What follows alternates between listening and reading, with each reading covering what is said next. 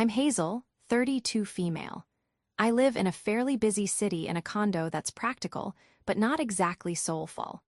My job as a senior data analyst is demanding, filled with spreadsheets and projections that pay the bills but don't feed the spirit.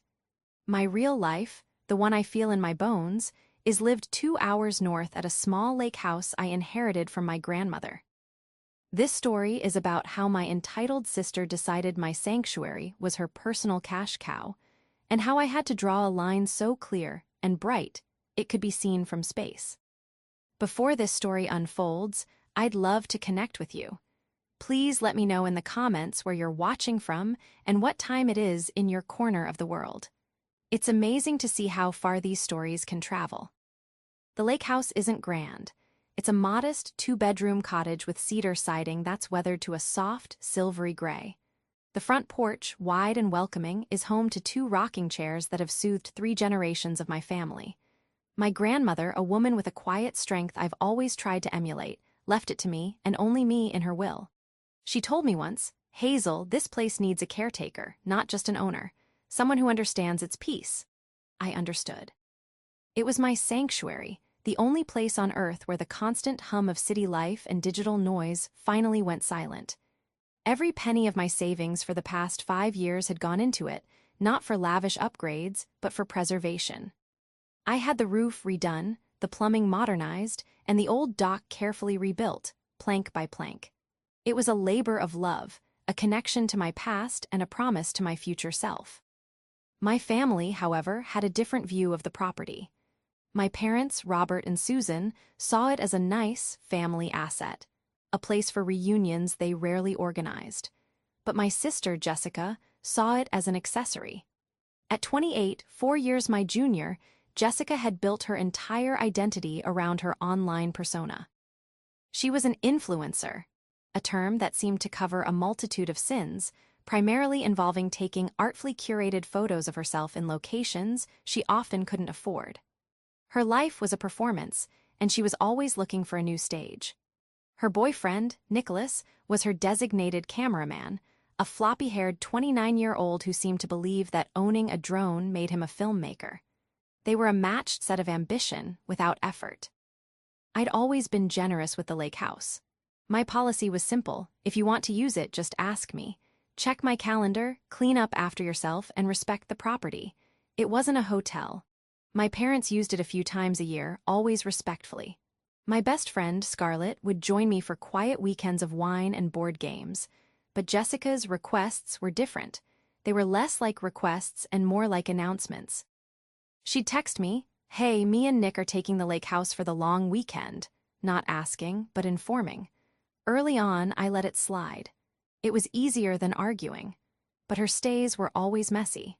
She'd leave behind wet towels, a fridge full of half-eaten food, and once, a glitter explosion in the guest bedroom that took me a month to fully eradicate.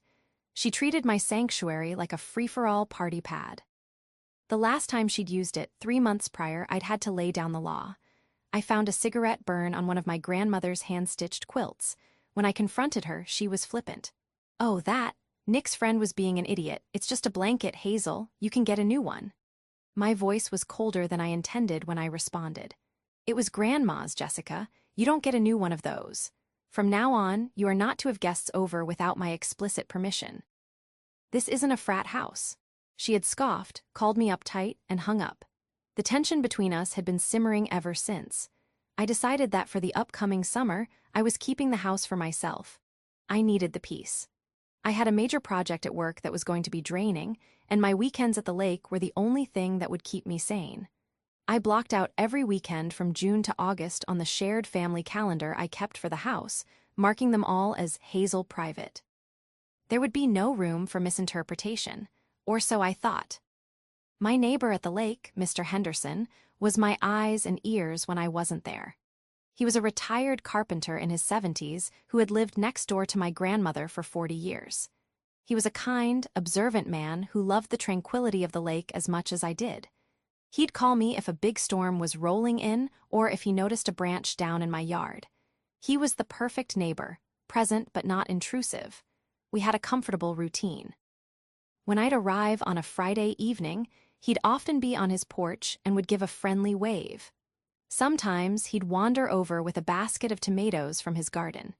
He was part of the fabric of the place, a reassuring presence who confirmed that this small corner of the world was still as good and quiet as I remembered. He knew about my troubles with Jessica, having once commented gently after one of her stays, "Your sister sure does like loud music, doesn't she?" It was his polite way of saying her guests had been a nuisance. His presence would prove to be more valuable than I could ever have imagined. The lake house was more than property. It was my peace of mind, my inheritance, my responsibility. And I was about to find out just how little that meant to my own sister. The call came on a Tuesday afternoon in late May. I was knee-deep in a data set, trying to isolate a statistical anomaly, when my phone buzzed with Jessica's picture on the screen. I sighed, letting it go to voicemail. I knew it wouldn't be a simple hello. With Jessica, every conversation had an agenda. A minute later, a text message appeared. "Pick up. It's important." Reluctantly, I stepped into the hallway and called her back. "What's up, Jess?" I asked, trying to keep my tone neutral. "Hey, so I have the most amazing idea," she began, her voice bubbling with a manufactured excitement that always set my teeth on edge. "You know how I'm trying to level up my brand this summer? I need some really high-end, exclusive content. Authentic, but also aspirational, you know." I had no idea what she was talking about, but I mumbled a non-committal, "Uh-huh." "So I was thinking," she continued, "I'll just use the lake house for the summer. Like from June through August. Me and Nick can set up a base there. It's perfect. The aesthetic is so rustic chic. We can shoot content, host some collabs with other influencers. It will be huge for my portfolio." I was so stunned by the sheer audacity of her idea that I was momentarily silent. She wasn't asking to borrow it for a weekend. She was announcing a 3-month-long occupation. "The whole summer?" I finally managed to say. "Jessica, no, that's not possible." "What do you mean, not possible?" Her bubbly tone vanished, replaced by a sharp, defensive edge. "Don't be difficult, Hazel. It's a family house. We're supposed to share." "First," I said, my own voice firming up, "it's not a family house. Grandma left it to me, and I've always been happy to share, but you know my rules. Second, I've already blocked out the entire summer for myself on the calendar. I have a huge project at work, and I need the weekends to decompress. I'm using it." There was a huff of air on the other end of the line. "Oh, come on. You're not going to be there every single day. You can't just hog it for 3 months. That's so selfish. I actually have a business reason to be there. You just want to sit around and do nothing." "My doing nothing is what I use the house for," I countered, my patience wearing thin. "It's my place to get away from stress, not a free film set for your brand." "The answer is no, Jessica. It's final." "This is so typical," she spat. "You always do this. You hold things over my head. You have a good job and your own place, and I'm trying to build something for myself, and you won't even help. You know how expensive it is to rent a location like that." I couldn't help but let out a short, incredulous laugh. "That's exactly the point, Jess. It is expensive. And this is my property. You're not entitled to use it for your business for free. We can talk about you maybe using it for a weekend in September if you ask nicely and agree to follow the rules, but the summer is not up for discussion."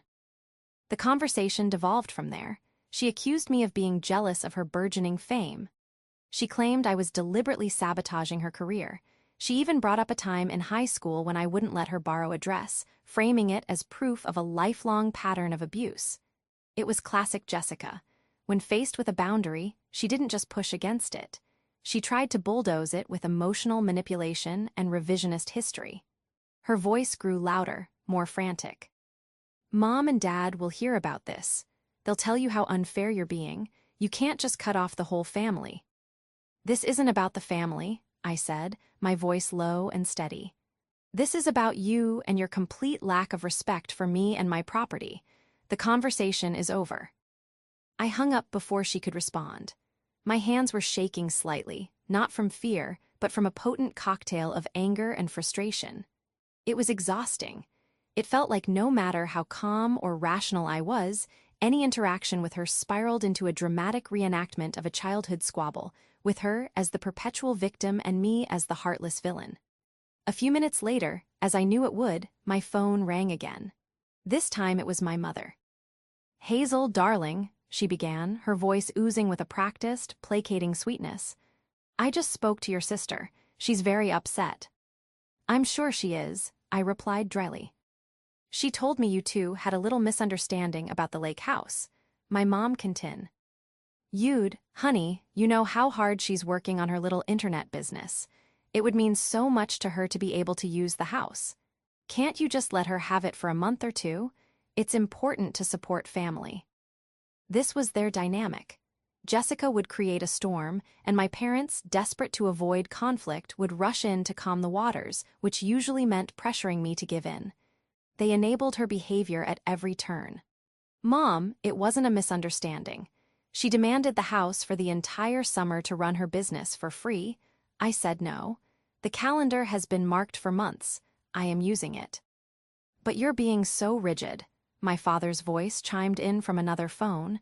They were on speaker. "It's just sitting there empty during the week. Why can't she use it then?"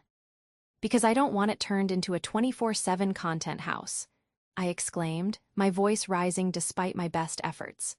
"I don't want her influencer friends there, leaving messes and breaking things. Remember the quilt? This is my property, my sanctuary, and my rules. I have said no. Please respect that." There was a sigh from my mother. "Well, I just hate when you two fight. Family is more important than some old house." "This old house is my most valuable asset and my peace of mind," I said quietly. "And family should be about respect, not entitlement. I have to go." I ended the call, feeling a familiar wave of resignation. They would never get it.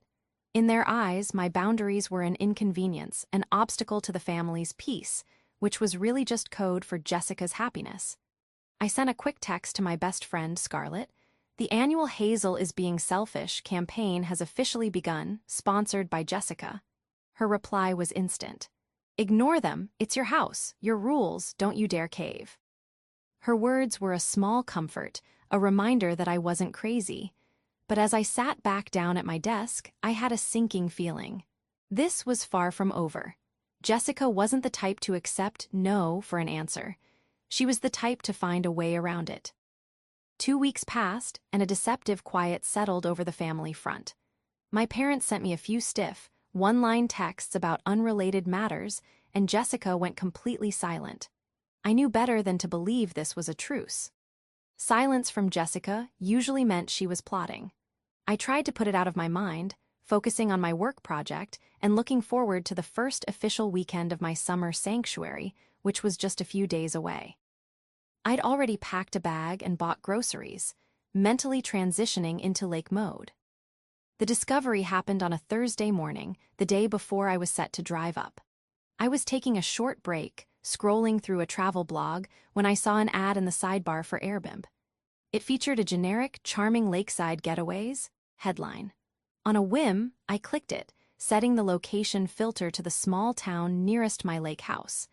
I was just curious to see what other properties in the area were renting for. I scrolled through a few listings, a large, modern A-frame, a couple of rustic cabins, and then I saw it. My heart stopped. It was my house. There, in professionally shot, brightly lit photos, was my front porch, my living room, my grandmother's quilt draped artfully over the armchair. The photos were sickeningly perfect, staged to look like a page from a home decor magazine. Nicholas's drone had clearly been put to use. There were sweeping aerial shots of the property, showing its proximity to the water, the dock I'd painstakingly rebuilt. The listing title was Serene and Stylish Lakefront Oasis W Private Dock. The host was listed as Jessie, with a profile picture of my sister, smiling sweetly at the camera. I felt a hot, prickling wave of rage wash over me. She had gone behind my back, not just to use the house, but to monetize it. She had hired a photographer, or more likely had Nicholas do it, trespassed on my property to stage it, and listed it for rent without my knowledge or permission. My hands trembled as I clicked through the listing. She was charging $400 a night. The calendar showed it was booked solid for almost every weekend in June and July, starting with the very next day. My weekend. The weekend I was supposed to be there. Someone had rented my house, my bed, for the weekend I was planning to use it. The description she wrote was a masterpiece of fiction. "Come and unwind at our beautiful family cottage," it read. Hosted by Jessie, a local creative who has poured her heart into making this a perfect getaway spot. Enjoy swimming off the private dock, cozy nights by the fire, and stunning sunsets. We can't wait to welcome you, our family cottage. Hosted by Jessie. I felt dizzy with disbelief.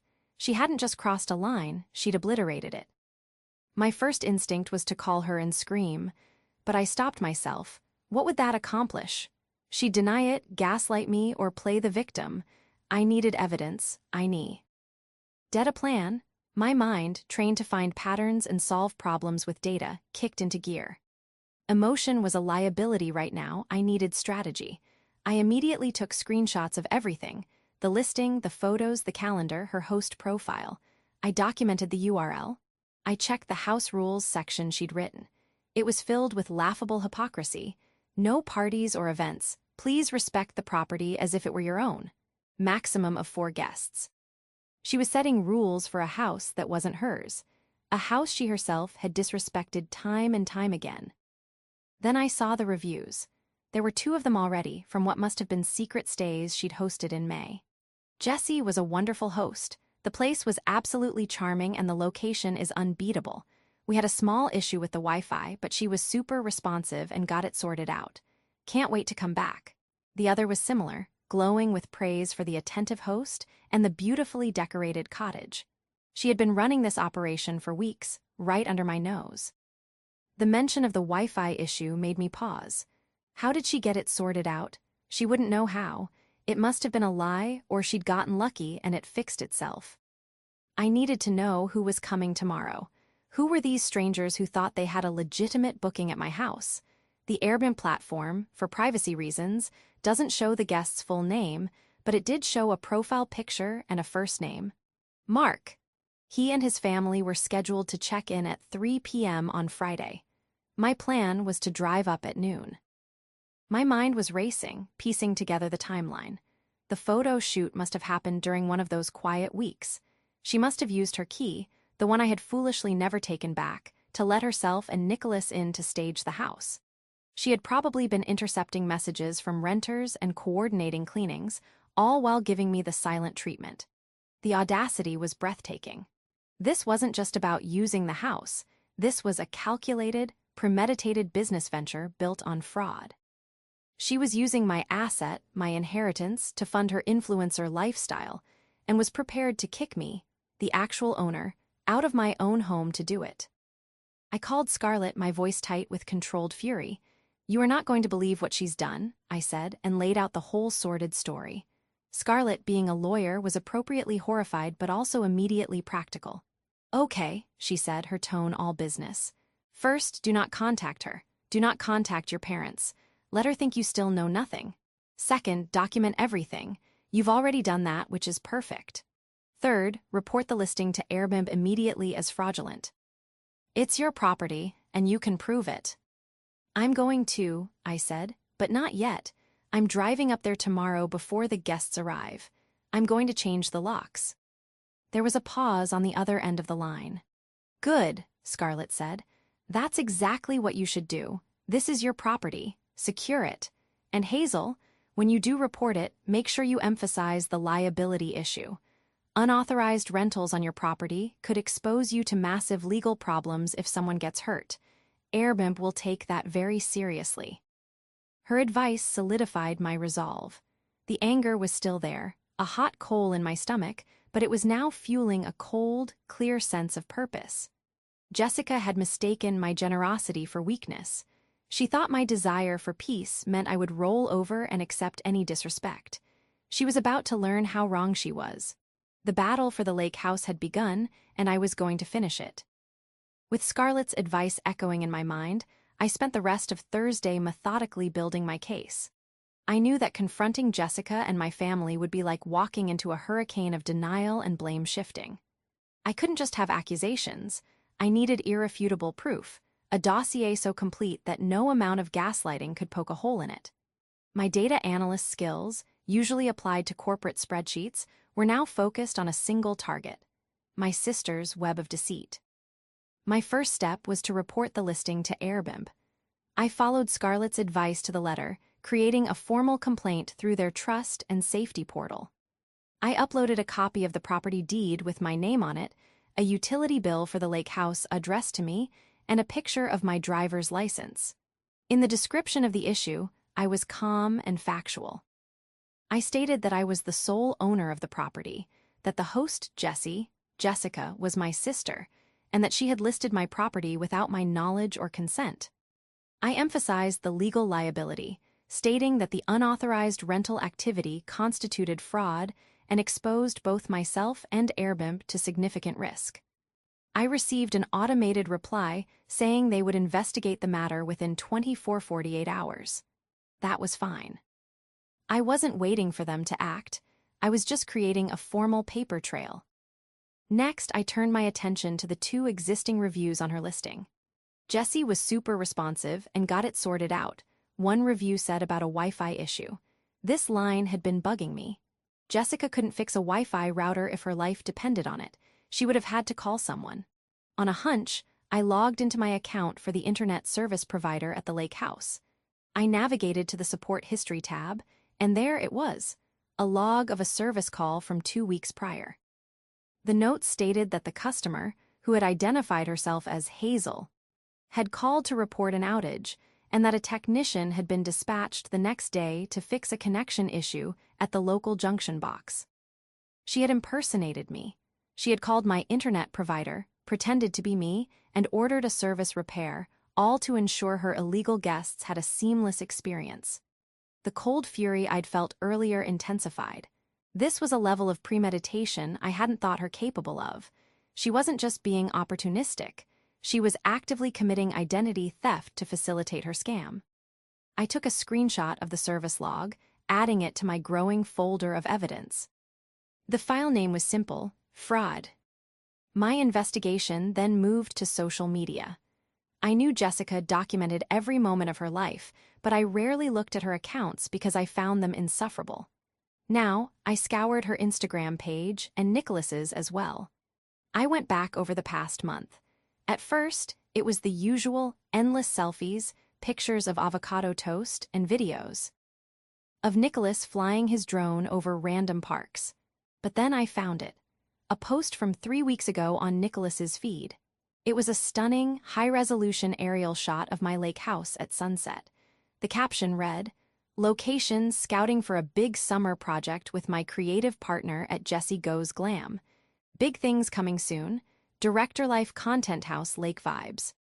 Several of their influencer friends had commented with fire emojis and questions like, "OMG, where is this? Can't wait to see what you guys create." Jessica had replied to one, "It's our little secret hideaway. We're curating a very exclusive experience this summer." Our secret hideaway.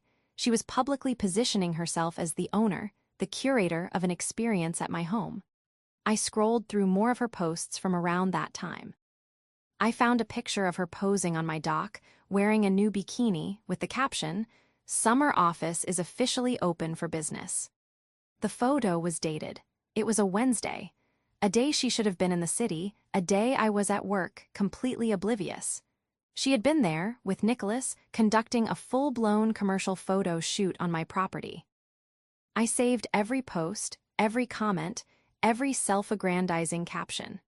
The digital trail she'd left was a blazing neon sign pointing to her guilt. She was so caught up in performing her life online that she didn't realize she was meticulously documenting her own fraud.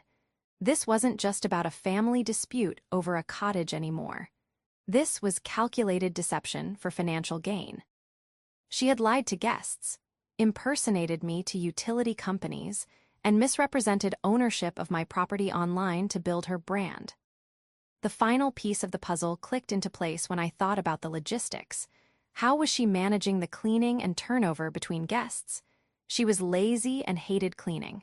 She wouldn't be driving 2 hours each way to scrub toilets. She must have hired someone locally. I remembered the name of a cleaning service my grandmother used to use, a small, family-run business in the nearby town. I gave them a call. "Hi," I said. "My name is Hazel. My grandmother used to be a client of yours, and I own her old cottage on the lake. I was just wondering if you've had any recent service calls to that address." The woman on the phone was friendly. "Oh, yes, the little gray cottage. Of course. A young woman named Jessica booked us for a deep clean about a month ago, and she's scheduled us for weekly service every Friday morning through July. Said she was running it as a holiday rental for the family." My jaw tightened. Did she pay for these services? "Yes, she paid for the first one via credit card and has a card on file for the weekly cleanings," the woman confirmed. "Okay," I said, trying to keep my voice even. "I am the sole owner of that property, and I have not authorized any rental activity or cleaning services. Please cancel all future appointments for that address immediately. This is a fraudulent booking." The woman was audibly shocked. "Oh my goodness, I am so sorry. Of course, we'll cancel it right away." She seemed so professional. "She's a great performer," I muttered after hanging up. So that was her plan. Automated cleaning, remote management. She had it all figured out. She had built a complete, illegal business operation using my life's biggest investment as her foundation.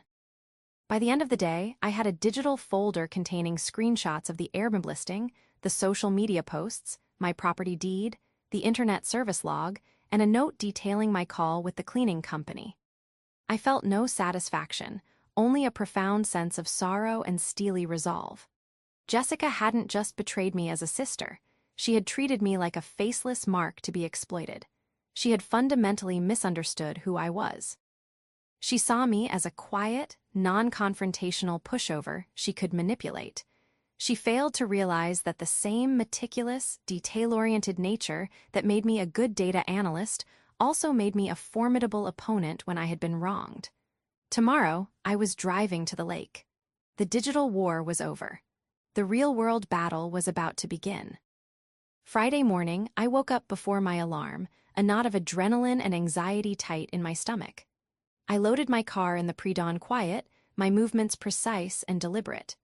I had my bag for the weekend, a cooler full of groceries, and a small, heavy toolbox. Inside the toolbox, nestled amongst a hammer and screwdrivers, were 3 new deadbolt sets and a state-of-the-art smart lock. I had also called a local locksmith the day before and scheduled him to meet me at the house at 1 p.m., just in case my amateur handiwork wasn't up to snuff. I was leaving nothing to chance. The 2-hour drive to the lake was a blur. My mind was a machine running through the plan over and over. Arrive by noon. Change the locks on the front door, the back door, and the sliding glass door to the porch. Call the non-emergent. Why police line to give them a heads-up about a potential trespassing issue with a family member who had been illegally renting my property. Place new, clearly worded, no trespassing, signs on the edge of the driveway. And then, wait. As I turned onto the long, gravel driveway leading to the cottage, I saw the first sign of Jessica's operation. A small, professionally made wooden sign had been staked into the ground near the mailbox. In elegant, cursive script, it read, "The Lakeside Oasis." My blood boiled. I stopped the car, got out, pulled the sign out of the ground, snapped it in half over my knee, and tossed the pieces into the trunk. That was the first eviction notice. The house itself looked pristine from the outside, a testament to the cleaning service she'd hired. But knowing the violation that had occurred, it felt tainted. I used my old key for the last time, stepping inside. The air was sterile, smelling faintly of lemon cleaner. My personal touches were gone, replaced by a generic, soulless rental aesthetic. My grandmother's quilt was folded neatly on a chair, reduced to a prop. A basket on the coffee table held a welcome note printed on cardstock, signed with Jessica's bubbly signature. "Welcome to your getaway, Jessie." I crumpled it in my fist. I didn't waste any time. I got the toolbox and started with the front door.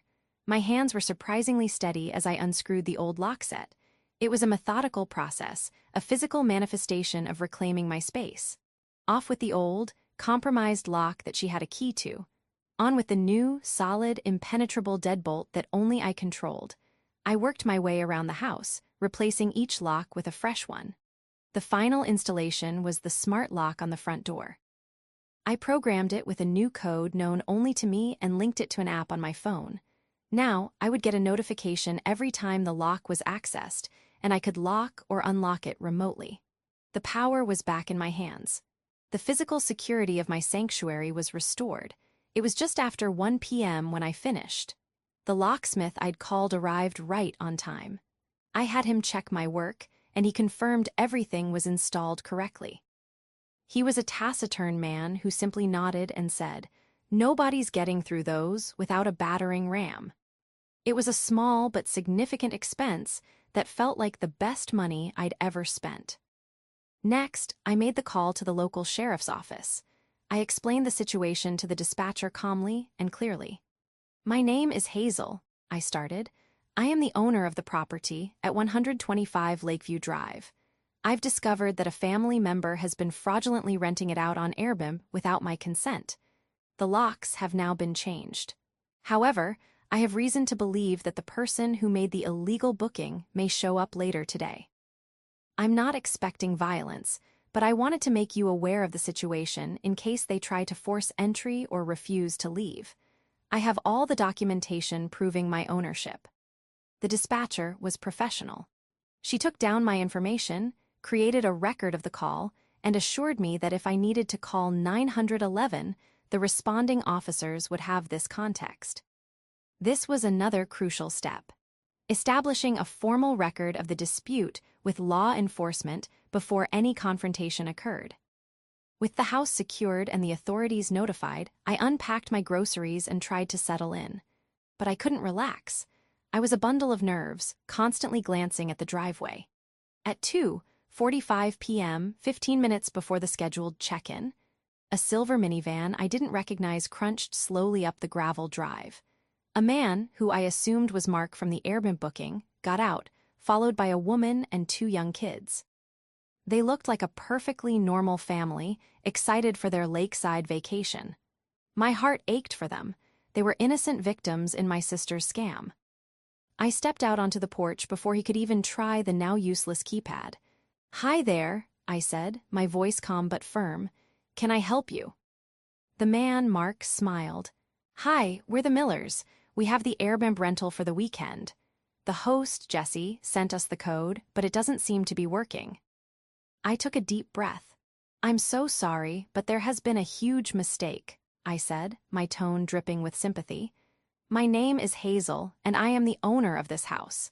The person you rented from is my sister. She does not have the authority to rent this property, and she listed it fraudulently without my knowledge. Unfortunately, there is no rental agreement here for you." The smiles vanished from their faces. The woman looked confused, then angry. "What are you talking about? We paid over $1,000 for this weekend. We have a confirmation email." "I have no doubt that you do," I said gently. "And I am truly sorry for what my sister has done to you. She scammed you. I have already reported the listing to Airbnb, and I would urge you to contact them immediately to report the fraud and demand a full refund. I can even show you the deed to the house to prove I'm the owner." The kids were starting to look upset, and I felt a fresh wave of anger at Jessica for putting this family in such an awful position. Mark pulled out his phone, his face grim, and tried to call Jessica. I watched as it presumably went straight to voicemail. "She's not picking up," he said, stating the obvious. I gave them the name of a nice hotel in the next town over and offered to call to see if they had any vacancies. They were upset and disoriented, but they seemed to realize I was telling the truth. After a tense 20 minutes of them making frantic calls to Airbnb's support line, they finally packed their disappointed kids back into the minivan and drove away, but not before Mark looked at me and said, "I hope you get your sister sorted out. This is one of the worst things that's ever happened to us on a vacation." His words hung in the air long after their car had disappeared. The immediate threat was gone, but I knew the real storm was yet to come. Jessica would soon find out that her guests couldn't get in, and then she would come. I sat in one of the rocking chairs on my newly secured porch, looking out at the calm water of the lake, and waited. The first notification from my new smart lock app came at 4:30 p.m. It was a simple alert. Keypad access denied. Then another, and another. Someone was standing on my porch, repeatedly punching in the code Jessica had given them. A few minutes later, my phone started ringing. It was Jessica. I ignored the call. It rang again. I ignored it. Then came the barrage of texts. Hazel, what did you do? My guests can't get in. Why did you change the code? You're ruining my business. Pick up your phone. This is an emergency. You are being so incredibly selfish and destructive. I'm coming up there right now to fix this. I read the messages with a strange sense of detachment. The panic and anger were gone, replaced by a cold, hard certainty. I was in the right. I had secured my property. Now I just had to weather the storm. I sent her a single, simple text message back. This property is not your business, Jessica. It is my home. You are not welcome here. Do not come. Of course, she didn't listen. 2 hours later, just as the sun was beginning to set, casting a golden glow over the lake, a familiar white SUV came barreling up my driveway, kicking up a cloud of gravel. Jessica was behind the wheel, and Nicholas was in the passenger seat. My parents' car pulled in right behind them. They had brought the cavalry. The family invasion had begun. I remained seated in the rocking chair on the porch, my arms crossed. I watched as Jessica stormed out of her car, her face a mask of theatrical fury. My parents got out of their car looking anxious and worried. Hazel, what is the meaning of this? Jessica shrieked as she marched towards the porch steps. You kicked out my guests. You sabotaged my booking. Do you have any idea how much money you just cost me?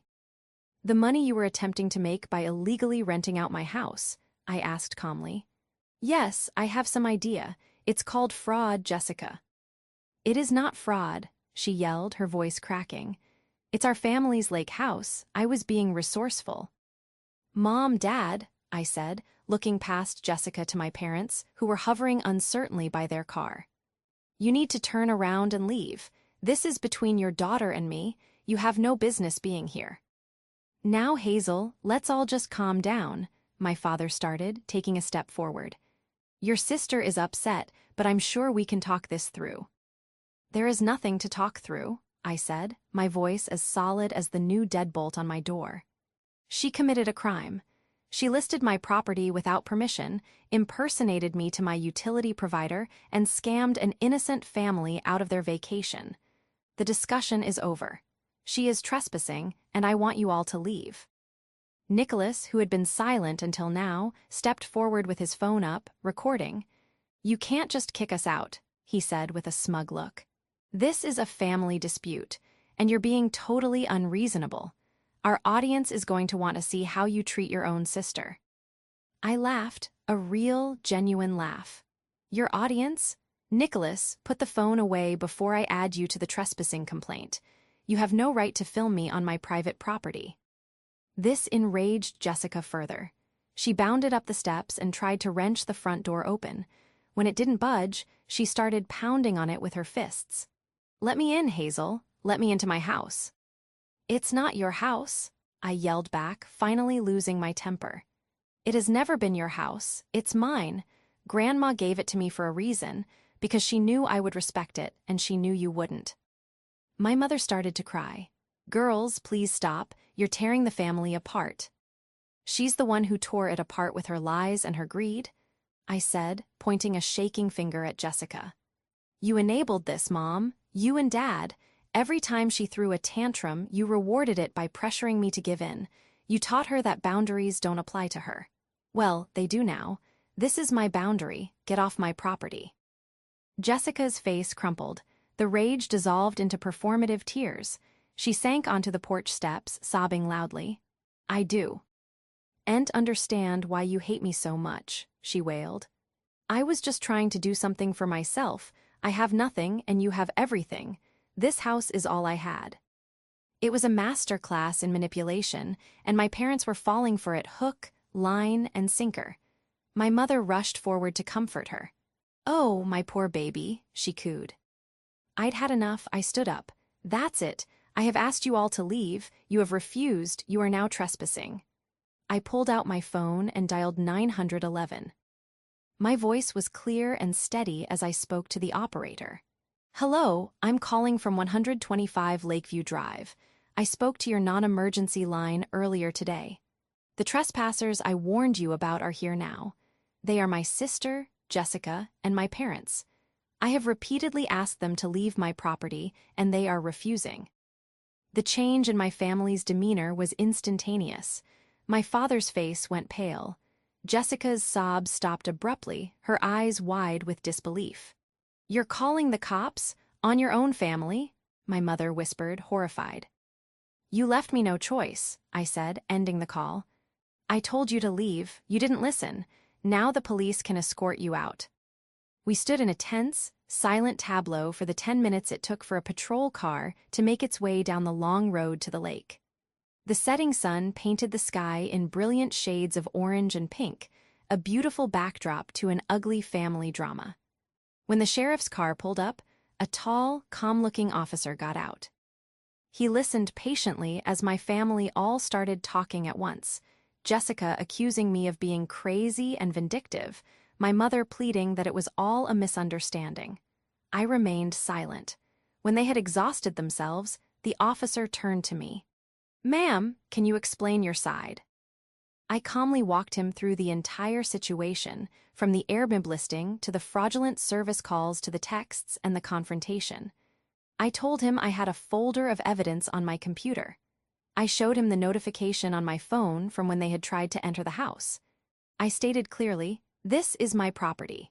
These people are not welcome here. I have asked them to leave multiple times. I want them trespassed from my property. The officer nodded, then turned to my family. Folks, he said in a tone that brooked no argument, this is not a civil dispute we can mediate. This is private property. The owner has asked you to leave. If you do not leave immediately, I will have to cite you for trespassing, and her sister's car, which is blocking the driveway, will be towed at her expense. It's time to go. The finality in his voice was something they couldn't argue with.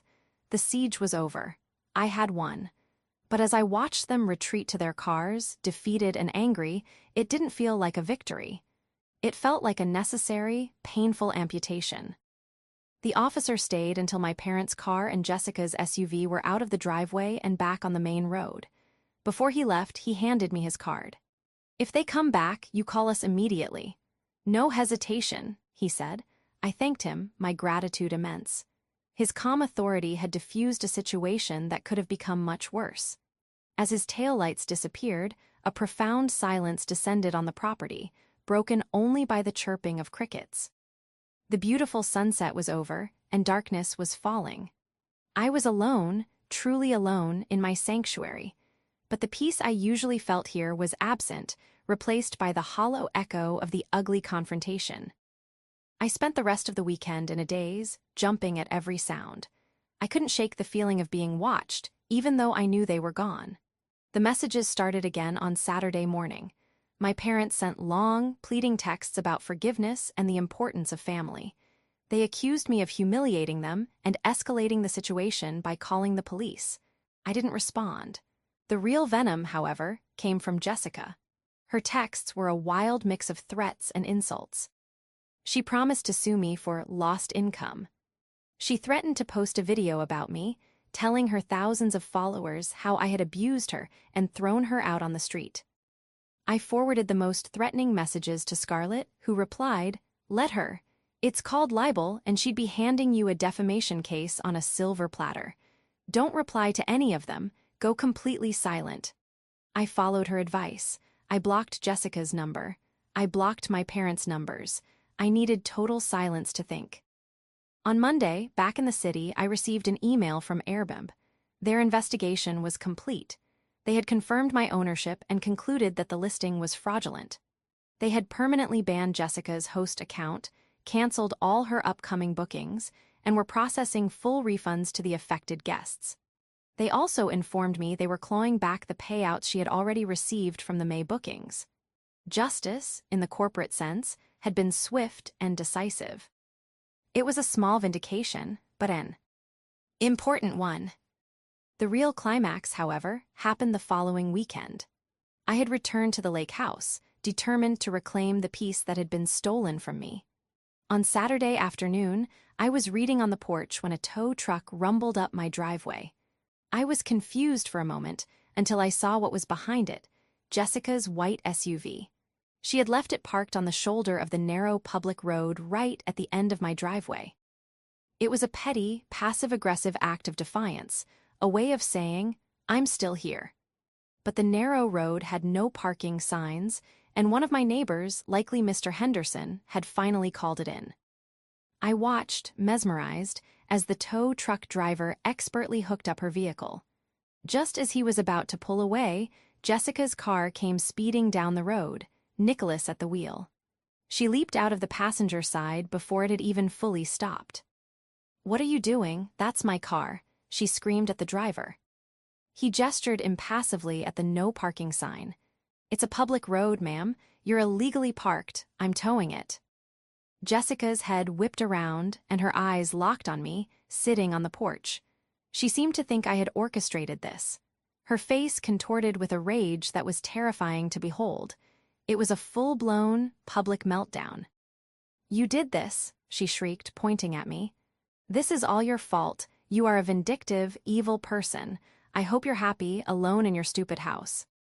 She ranted and raved, a torrent of incoherent insults and accusations. Nicholas stood by awkwardly, filming the whole thing, of course. I didn't say a word. I just sat there in my rocking chair and watched. I didn't feel anger or sadness anymore. I just felt nothing. It was like watching a stranger's tantrum. The person screaming on the side of the road wasn't my sister. I didn't know who she was. The tow truck driver ignored her, finished his work, and slowly pulled away with her SUV in tow. The sight of her precious status symbol being hauled away seemed to finally break her. She let out a guttural sob and collapsed onto the road, pounding her fists on the asphalt. Nicholas finally stopped filming and tried to help her up. I stood, turned around, and went back inside my house, closing the door on the pathetic scene. That was the last time I saw her. The fallout was immense. My parents didn't speak to me for months, sending occasional messages through other relatives about how I needed to be the bigger person and apologize for hurting the family. I refused. An apology implies wrongdoing, and I had done nothing wrong except stand up for myself. The extended family took sides, and holiday gatherings became a minefield. But in the quiet solitude of my lake house, I found my peace again. It was a different kind of peace now, not the gentle, inherited peace of my grandmother, but a stronger, more resilient peace I had fought for and won myself. I had learned a hard lesson, that some family ties are not bonds of love, but chains of obligation, and sometimes the only way to be free is to break them. I lost a sister that summer, and in some ways my entire family, but I saved myself.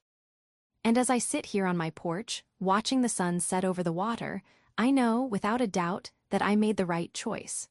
My sanctuary is secure.